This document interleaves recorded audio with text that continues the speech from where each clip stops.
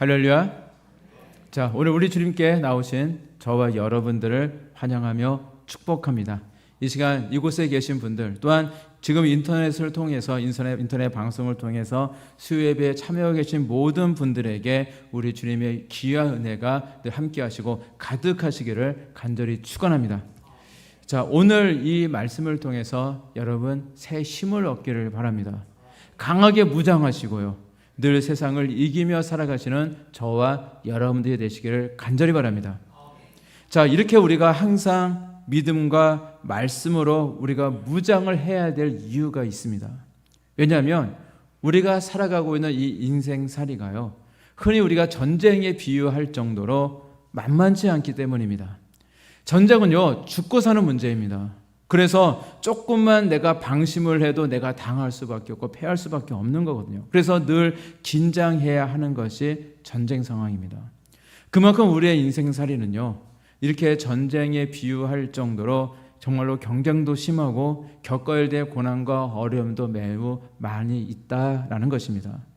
그래서 우리가 살고 있는 이 시대를 가리켜서 무한 경쟁 시대라고 그렇게 이야기를 합니다.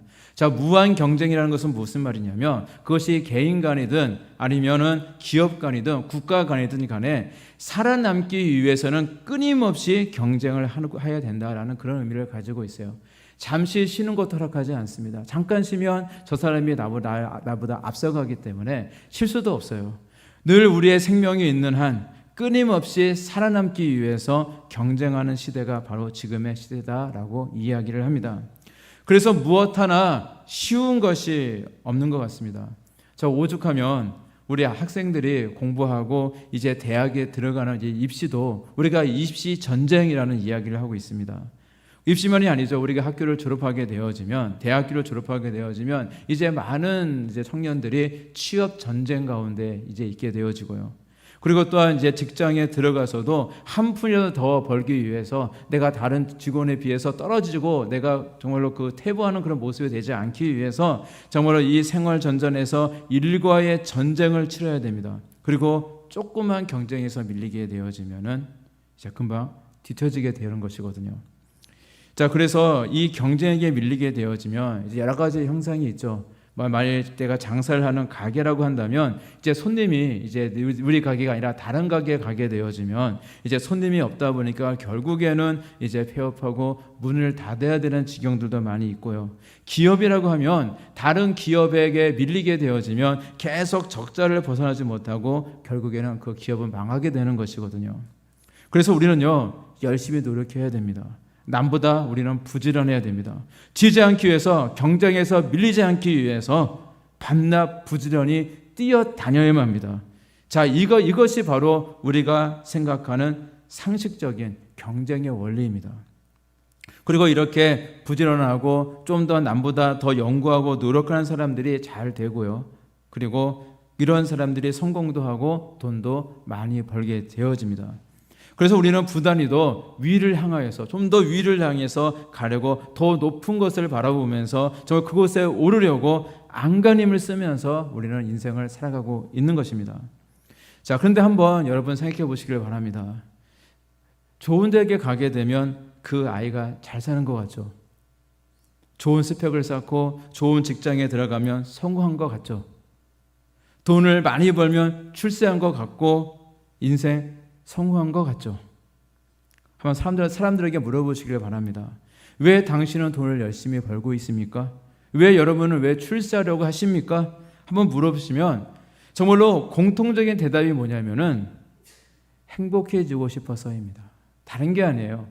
뭔가 이 땅을 살아가면서 뭔가 복이 있고 정말 잘 살고 행복해지고 싶어서. 사실 그것이 그 근본에 깔려 있거든요. 인생의 경쟁 속에서 사람들은 이 입시 전쟁을 치르면서 또한 취업 전쟁을 치르면서 이 일과의 전쟁을 치르면서 결국 바라고 있는 소망은 무엇이냐? 바로 행복입니다. 그래서 돈을 많이 벌면 내가 행복할 것 같고요, 출세하면 행복할 것 같고, 남들이 우러러보는 그런 성공을 거두게 되어지면 행복할 것 같아서 우리는 좀 더 열심히 살고 있는 것은 아닌가라는 생각을 해보게 되어집니다. 자, 그런데 정말로 이런 것들이 우리에게 행복을 가져다 줄까요? 세상에서 말하는 소위 성공을 하게 되어지면 그 삶이 정말로 행복한 삶이 되어질까요? 자, 오늘 읽으신 말씀 31절에서 성경은 이렇게 말씀하고 있습니다. 싸울 날을 위하여 마병을 예비하거니와 이김은 여호와께 있느니라 말씀하고 있어요.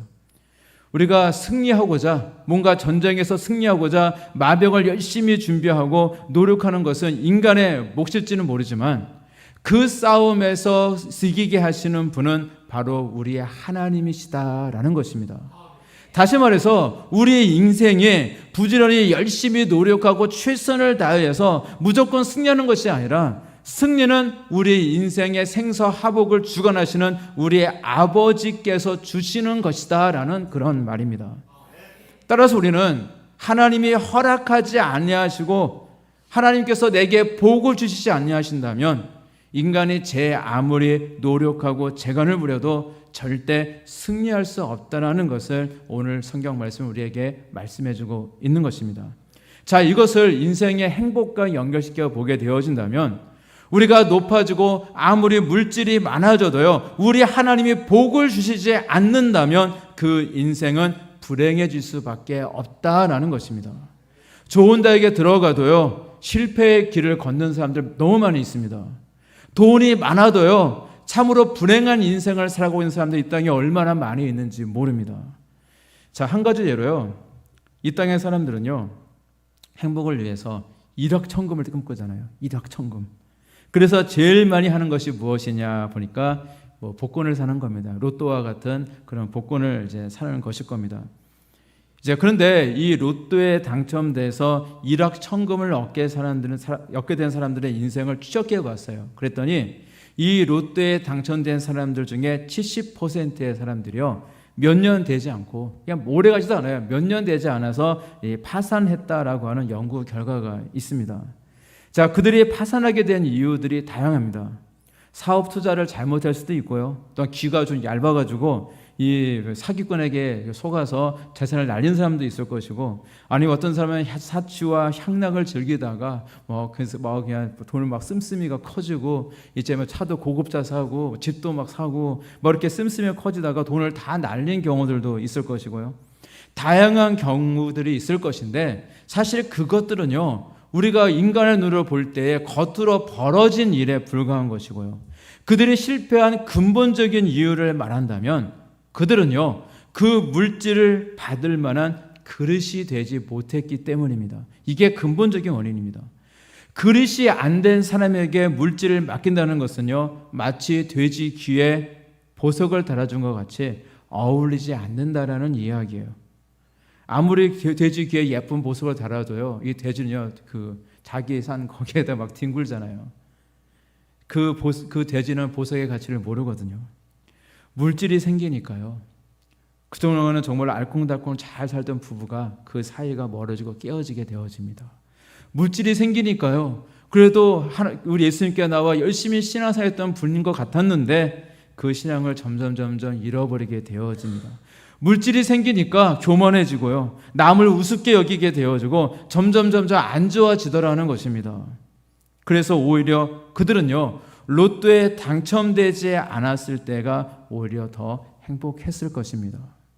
따라서 저와 여러분들이 진짜로 복을 받기를 원하시고 진짜로 행복하기를 원하신다면 복의 근원이 되시는 우리 하나님께서 정말 복을 주실 만한 그러한 믿음의 그릇이 되어야 될 줄로 믿습니다. 자, 오늘 보신 30절 말씀을 보게 되어지면 이렇게 말씀하고 있습니다. 지혜로도 못하고 명철로도 못하고 모략으로도 여호와를 당하지 못하느니라 라고 말씀하고 있어요. 지혜, 명철, 모략은요, 이 세 단어는 모두 인생의 성공을 위해서 필요한 인간적인 노력과 인간적인 방법을 가리키고 있습니다. 그러나 그 어떠한 지혜도, 그 어떠한 명철도, 그 어떠한 모략으로도 우리 하나님을 당해낼 수가 없다라는 말입니다. 이 말은 다시 이야기한다면 우리가 아무리 행복을 위해, 성공을 위해 내가 가지고 있는 걸 가지고 열심히 발버둥을 쳐도요, 우리 하나님께서 복을 주시지 않으시면 안 된다는 이야기예요. 따라서 우리의 진짜 성공은 바로 우리 아버지 하나님께 있는 줄로 믿습니다. 뛰어봤자 벼룩이다 라는 말이 있어요. 자, 벼룩은요, 근육이 매우 발달되어서 자기 몸에 200배를 뛰어오를 수 있다고 그래요. 엄청나죠? 벼룩은 자신 몸에 200배를 뛰어오를 수 있다고 합니다. 자, 근데 사람과 비교해 보면 이게 얼마나 대단한 건지 알 수가 있어요. 우리가 사람의 키를 계산하기 편하게 만약 1m 50이다라고 한번 가정을 해볼게요. 1m 50이면 조금 그래도 조금 왜소하고 좀 귀여운 사이즈이긴 한데, 자, 1m 50이다라고 그렇게 가정을 했을 때, 자, 사람이 만일 벼룩처럼 뛰게 되어지면요, 한 번에 높이 뛰는 목표가 300m가 되는 겁니다. 엄청난 거예요. 300m면요 보이지도 않을 겁니다. 그렇게 보면 슈퍼맨이죠. 엄청난 거거든요. 자, 그런데 우리들은요, 이 자기 몸에 200배나 뛰어오르는 이 벼룩을 보면서도 별로 감탄하지 않습니다. 왜냐면요, 벼룩은요 너무 작기 때문이에요. 그래서 벼룩은 자신의 몸보다 200배나 높이 뛰어오르도요 사람의 눈에게는 그렇게 많이 오르는 것처럼 보이지 않습니다. 제가 실질적으로 이걸 목격했던 경험이 있거든요. 제가 어렸을 때, 제가 기억에 초등학교 전인 것 같기도 하고 초등학생 저학년 같기도 하고, 제가 좀 많이 어렸을 때입니다. 어렸을 때 일인데, 제가 20살 때 고향집을 리모델링을 했어요. 현대식 건물로. 근데 그 전까지는 저희 고향집은 초가집이었어요.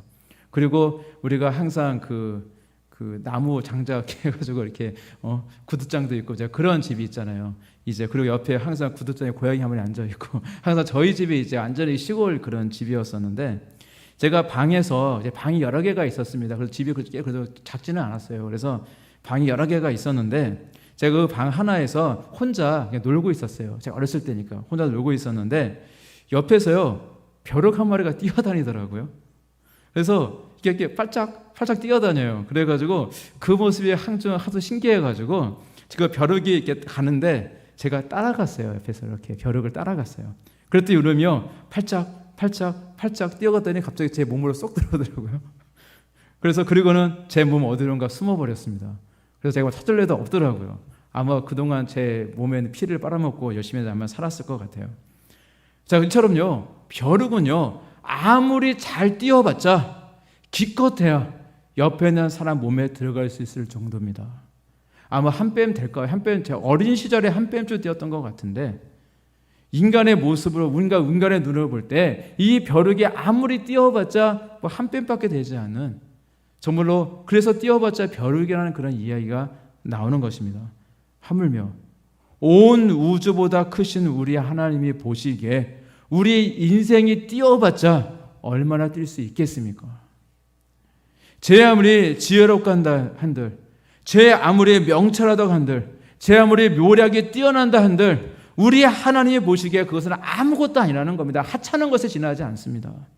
따라서 여러분, 세상의 성공을 위해서 자기 힘으로 열심히 뛰려고만 하지 마시기를 바랍니다. 복의 근원이 되신 우리 하나님께 나아가시기를 바랍니다. 우리 인생은요, 아무리 발버둥 쳐도요, 우리 하나님의 도우심이 없다면 진정한 성공을 우리는 절대 거둘 수가 없는 것입니다. 시편 127편 1절에서 2절 말씀을 보게 되어지니까 이렇게 말씀합니다. 여호와께서 집을 세우지 아니하시면 세우는 자의 수고가 헛되며 여호와께서 성을 지키지 아니하시면 바수꾼의 깨어 있음이 헛되도다. 너희가 일찍이 일어나고 늦게 누우며 수고의 떡을 먹음이 헛되도다 말씀하고 있습니다. 자, 이 말씀처럼 아무리 인생에 노력하고 성실하고 정말로 그래서 남들을 부러워하지 않을 만큼의 그런 재산을 많이 모았다고 할지라도, 출세를 했다 할지라도 우리 하나님의 도우심이 없고 우리 하나님께서 그것들을 지켜주지 않으신다면 그 많은 물질이요 그냥 한순간에 그냥 갑자기 사라질 수 있는 거예요. 우리가 그동안 따왔던 지위도, 또 내가 있던 그런 자신했던 건강도요 한순간에 다 사라질 수가 있는 것입니다. 그러면 그동안의 나의 모든 노력이 다 헛수고가 되어진다라는 말씀입니다. 자, 그러니 우리는 어떤 마음 자세로 살아가야 되겠습니까? 우리의 모든 것을 다 우리 하나님께 맡기시고 늘 우리 하나님의 도우심을 구하시고 늘 우리 하나님의 은혜 가운데 살아가시는 저와 여러분들이 되어야 될 줄로 믿습니다. 자, 그런데 간혹 우리가 이 땅을 살아가면서 보게 되는 것은 정말 우리 예수님이 없는 사람들이 있거든요. 예수님에 대해서 전혀 무관심한 사람들, 남대로 성공을 위해서 노력했고 준비했고 부지런히 살았던 그런 사람들, 또 기회가 또 잘 맞아서 성공했다고 하는 사람들이 있습니다. 그러면 우리는 부럽잖아요. 근데 옛날에 이런 말이 있죠. 부러우면 뭐라고요? 지는 겁니다. 부러우면 지는 거예요. 절대 그런 인생을 부러워하지 마시기 바랍니다. 왜냐하면 그 인생을 잘 살펴보면요, 그것은 진짜 성공한 것이 아니기 때문입니다. 누가복음 12장 16절에서 20절 말씀 보게 되어지면 어리석은 부자의 이야기가 나옵니다. 한 부자가 농사를 잘 지어서 그의 소출이 아주 풍성했습니다. 그래서 이제 창고에 쌓아둘 공간이 없다 보니까 이 창고를요 다시 증축을 하게 되어죠. 다시 짓게 되어지고 큰 창고에 이제 수확한 곡식들을 가득 쌓아두게 되어집니다. 그리고 그 부자는요 이런 생각을 하게 돼요. 내가 그동안 수고했으니까 이제 편히 쉬고 먹고 마시면서 이제 편하게 살자라고 그렇게 생각을 합니다. 그동안 돈을 버느라 못했던 그 여가 시간도 좀 즐기고 여행도 좀 다니고 맛있는 음식도 먹어가면서 남은 여생을 좀 즐겁고 편하게 살자, 그렇게 생각을 한 겁니다. 이 정도면 인간의 기준을 볼 때 나름 성공한 것 같습니다. 괜찮은 인생처럼 보입니다. 그러나 아직 이야기가 끝나지 않았습니다. 그 부자에게 하나님께서 뭐라고 말씀하십니까? 자, 20절 말씀, 누가복음 12장 20절 말씀 보게 되어지니까 어리석은 자여, 오늘 밤에 내 영혼을 도로 찾으리니 그러면 내 예비한 것이 네 것이 되겠느냐 말씀하셨습니다. 하나님 없이 성공한 사람들의 말로는 다 이와 같은 것입니다. 세상에서 아무리 화려하게 성공한 것 같아 보여도요, 제 아무리 뛰어봤자 벼룩입니다. 이 세상에서 아무리 부귀영화를 누리고 큰 지위와 명예를 얻었다 할지라도 오늘 밤에 우리 하나님께서 그 영혼을 데려가신다면 그동안 쌓아뒀던 것들이 우리가 그것을 지고 갈 수 없잖아요. 다 남주고 가야 되는 것입니다. 게다가 만약 그 영혼이 우리 예수님을 믿지 않았고 그래서 구원받지 못한다면요, 그냥 설상가상이에요. 그것은 진정한 성공도 승리도 아닐 것이고요, 죽음 이후에 영원한 불지옥에 정말로 그 고통스러운 자리에 떨어진다면 이 세상에서 우리가 가지고 누리고 노력했던 그 모든 것들이 무슨 소용이 있겠습니까? 그 인생은 실패한 인생이 되어진다는 것입니다. 여러분, 진짜 성공은요 이 세상에 있는 것이 아닙니다. 우리 예수님을 진실히 믿고 구원받아 영원한 천국에 들어갈 수 있는 사람만이 사실 진짜 성공이요 승리하는 삶인 줄로 믿습니다. 그리고 우리가 우리 예수님을 바라보고 살아가고 또한 천국을 소망하며 살아간다면 우리는 이 땅에 살아갈 때 우리의 삶의 자세부터가 달라지게 되어 있어요. 자, 우리가 수고하고 돈을 벌어도 이 목적은 예수님을 위하여예요. 예수님 때문에. 열심히 공부하고 노력하는 것도요 예수님을 위하여. 내가 출세하고 성공을 지향하는 것도 예수님을 위하여. 내가 오늘 열심히 체력을 기르기 위해서 운동하면서 노력하는 것도 바로 예수님을 위하여 하는 것입니다. 그러니까 우리가 예수님을 위하여 살아가면요, 우리는요 예수님이 목적이 되어지면 우리의 마음 자세가 어떻게 되어집니까? 더 열심히 살게 되어 있어요. 더 성실해질 수밖에 없습니다. 우리 예수님을 바라보면서 우리는 더 열심을 낼 수 있다라는 것입니다. 그 로마서 14장 8절에 그 사도 바울의 고백처럼 우리가 살아도 주를 위해서 살고 죽어도 주를 위해서 죽나니 그러므로 우리가 사나 죽거나 다 주의 것이로다. 이 말씀처럼 우리는 늘 사나 죽으나 늘 주의 것인 줄로 믿습니다. 그러한 믿음과 삶의 자세로 나아갈 때 우리 하나님께서는 우리의 믿음의 그릇을 보시고 기뻐하시고 이 세상에서도 차고 넘치는 놀라운 복과 은혜를 저와 여러분들에게 더해 주실 줄로 믿습니다. 그 30대 초반에 영국의 법무장관을 지낸 바 있던 데이빗 남이라는 분의 이야기입니다. 자, 그분은 이제 백인은 아니고 흑인입니다. 영국 사람이고 흑인인데 22세 때 최연소 변호사가 되었고요. 또 이어서 하원 의원이 되었습니다. 그리고 지금은 어떻게 지내는가 찾아봤더니 지금은 53세의 나이로 그리고 지금은 외무장관으로서 지금 재임 중에 있더라고요. 근데 그러면 그가 본래부터 뭐 가문도 좋고 뭐 머리도 좋아서 그랬을까요? 전혀 그렇지 않았다고 그래요. 그는 그 런던 북부의 빈민가에서 이제 태어난 사람입니다.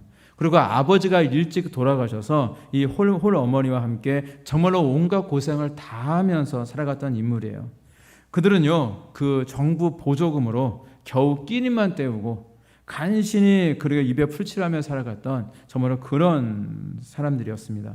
그리고 그는 이제 가정 형편 때문에 공부하는 거, 학교 다니는 것은 거의 꿈에도 꾸지 못하고 그냥 그렇게 살았던 그런 사람이었어요. 자, 그러던 중에 11살 때 그 교회, 제가 다니는 그 교회의 찬양대원으로서 열심히 봉사할 때의 일이었습니다. 정말로 누가 보더라도 반듯하게 신앙생활을 하면서 또 열심히 찬양하고 있던 이 소년을 보고는요, 어떤 미션 스쿨의 한 책임자가 마음에 감동이 오게 된 거예요. 그래서 그 소년에게 내가 전액 장학금을 줄 테니까 우리 학교에서 너를 위해 전액 장학금을 지원할 테니까 이제 자신의 학교에서 공부 좀 해라 라고 제안을 했던 겁니다. 그래서 그는요, 무료로 공부를 할 수 있게 되었고 열심히 공부해서 그 런던 대학을 거쳐서 하버드 대학을 유학까지 다녀오게 되어집니다. 그리고 그 후에 승승장구하는 정치인으로서 승승장구하는 삶을 살게 되어져요. 네, 여러분, 근데 이 분이요, 어떻게 성공할 수 있겠습니까? 어떻게 성공할 수 있었습니까? 자기 힘으로 된 겁니까? 아니면 자기의 노력으로 된 것일까요? 그렇지 않거든요.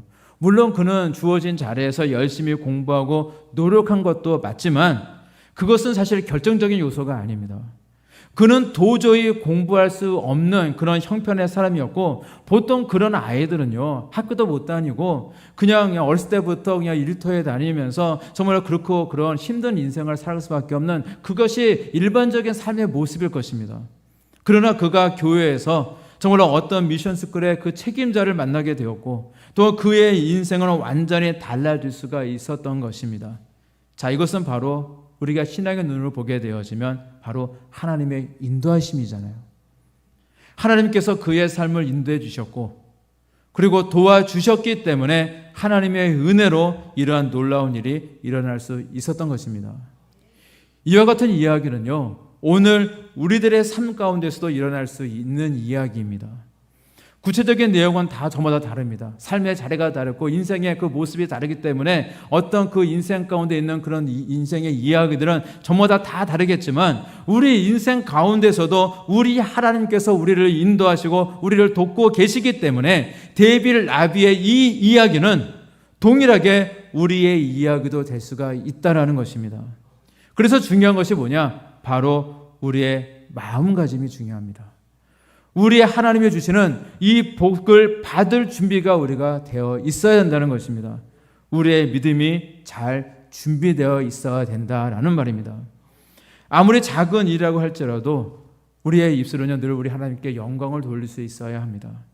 조금 뭔가 생기면 뭔가 내가 잘나고 똑똑하고 운이 돼서 된 줄 알고 운이 좋은 그런 삶인 줄 알고 괜히 의시되고 자랑하고 자기를 남보다 높이려고 하면요, 그 그릇은 글러먹은 거예요.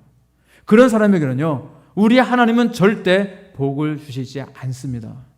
앞으로 우리 하나님께서 저와 여러분들을 많이 도우실 겁니다. 인도해 주실 겁니다. 그리고 그 뿔도 많이 높여 주실 것입니다. 그런데 우리 하나님의 은혜를 절대 잊지 마시고 늘 작은 것까지도 우리 하나님께 감사드리며 우리 하나님만을 높이시기를 바랍니다. 이러한 마음의 자세야말로 우리의 삶에 실패하지 않고 끝까지 승리할 수 있는 비결이 되는 줄로 믿습니다. 저는 이 다윗 라미의 이야기를 보면서 이런 생각을 하게 됐습니다. 앞으로 우리 도리교회가 더 크게 부흥하게 되었을 때에 뭐 제2의 제3의 다윗 라미와 같이 장래가 촉망되고 정말 신앙심이 깊은데 환경이 너무 어려워서 공부를 제대로 할 수 없는 그런 많은 학생들을 돕는 그런 일들을 우리 도리교회가 감당하게 될 거예요. 아마 따로 이런 장학회가 따로 있어서 이들을 돕는 아무래도 그런 기관들도 아마 있게 될 겁니다. 근데 그 아이들에게 심어줘야 될 것이 바로 이것이구나라는 생각을 하게 되어져요. 어떤 거냐면 그들이 도우리께 도움을 받게 된 것이 그저 자신의 운이 좋아서도 아니고 자기가 잘나서도 아니고 이 모든 것이 하나님의 인도하심이고 하나님의 은혜였다라는 것입니다. 그래서 그 어린 친구들에게 하나님의 은혜를 받은 자답게 정말로 늘 우리 하나님께 영광 돌리며 우리 하나님께서 기뻐하시고 귀히 쓰임받을 수 있는 그런 믿음의 일꾼으로 잘 자라줄 것을 그렇게 저는 당부해 주고 싶습니다. 그리고 저와 여러분들 모두도요, 우리 하나님의 그 역사 가운데 우리 도우리께 비전의 주인공으로서 앞으로 우리 하나님이 주시는 그 복도 정말로 많이 받으셔서 데이빗 라메와 같이 어려운 학생들을 많이 도울 수 있는 그런 능력 있는 일꾼이 되시기를 간절히 바랍니다. 그리고 우리가 성경 속에 기록된 많은 신앙의 선조들의 이야기를 통해서 또한 깨닫게 되는 것은 무엇이냐? 우리 하나님은요, 그 사람을 택하셨다고 해서 바로 그들에게 복을 부어주셨던 것이 아니라 그 믿음의 그릇을 철저하게 먼저 준비시키시고 그 믿음 위에 은혜와 복을 부어주셨던 것을 우리는 보게 되어집니다. 우리가 고난 중에 있을 때 우리는 기도하잖아요. 우리가 하나님의 응답을 기대하면서 현실의 그 어려움을 참고 인내하며 하나님의 응답을 내가 기다리고 있는 것 같은데 사실 알고 보면요, 우리 하나님 입장에서 보게 되어지면 우리 하나님께서 우리를 바라보시면서 우리를 참고 인내하며 기다리고 계신다는 사실입니다. 왜냐하면 우리의 믿음의 그릇이 더 성장하기를 원하시기 때문입니다.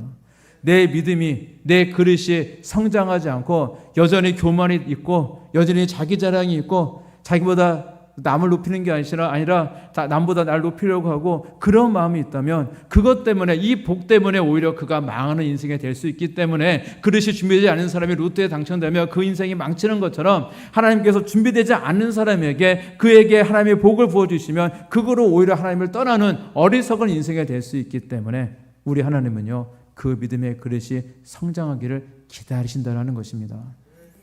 그 세계에서 제일 높은 에베레스트상을 최초로 정복하신 분이 있습니다.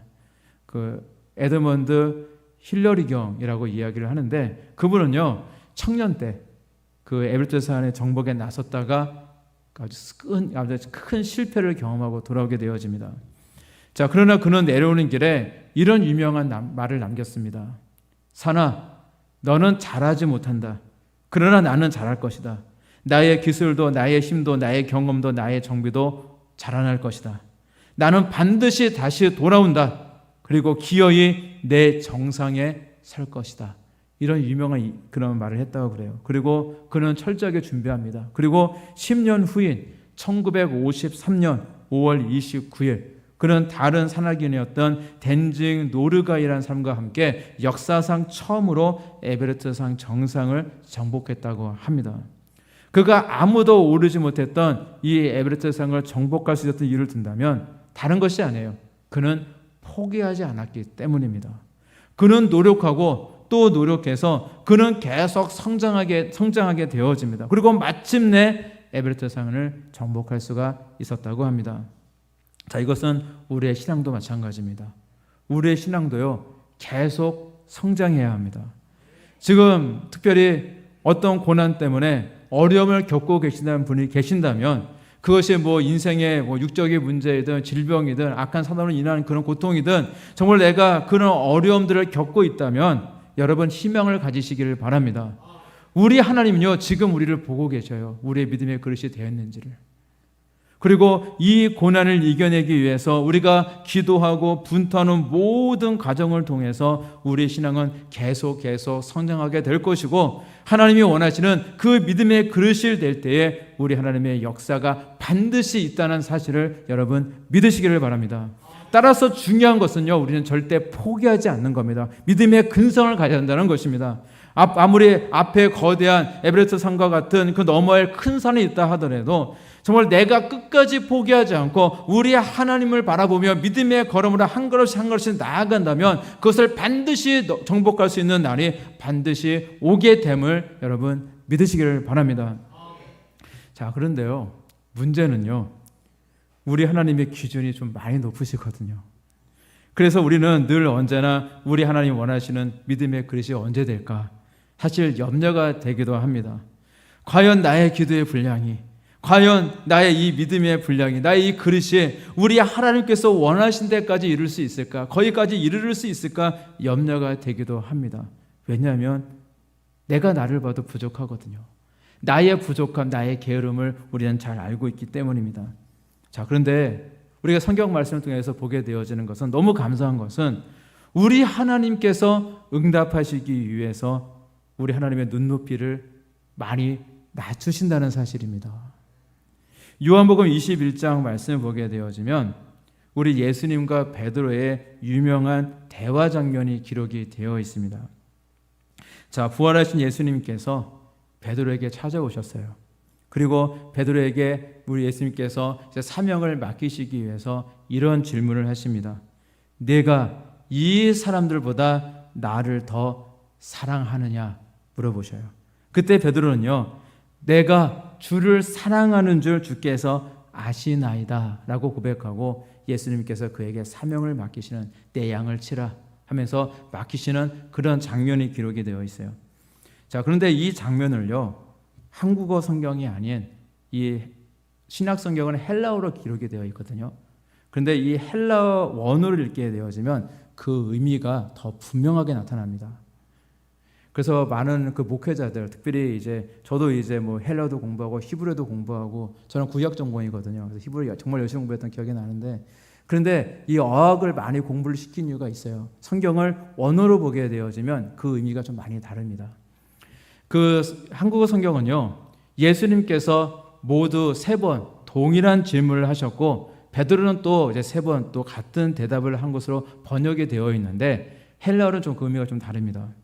예수님께서 첫 번째 질문, 내가 이 사람들보다 나를 더 사랑하느냐라고 물으실 때에, 이 사랑이라는 단어를 쓸 때에 아가파오라고 썼어요. 동사형이 아가파오고 명사형이 아가페입니다.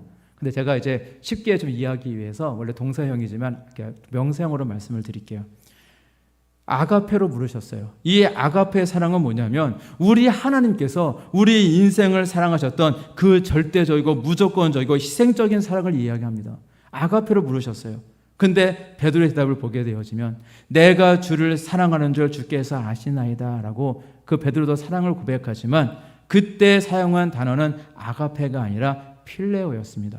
이것은 예수님께서는 하나님의 그 절대적인 사랑, 무조건적인 사랑, 그 사랑으로 넌 나를 사랑하느냐라고 물어보신 건데, 베드로는요, 그 스승이, 제자가 스승을 사랑하는 그런 사랑, 친구가 친구끼리 하는 그런 사랑, 그런 사랑의 단어로 필레오로 대답을 했던 겁니다.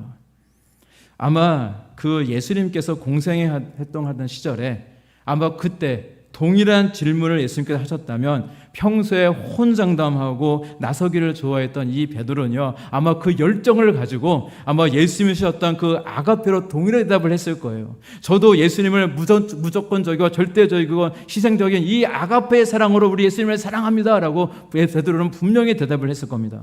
그런데 지금은 좀 상황이 다릅니다.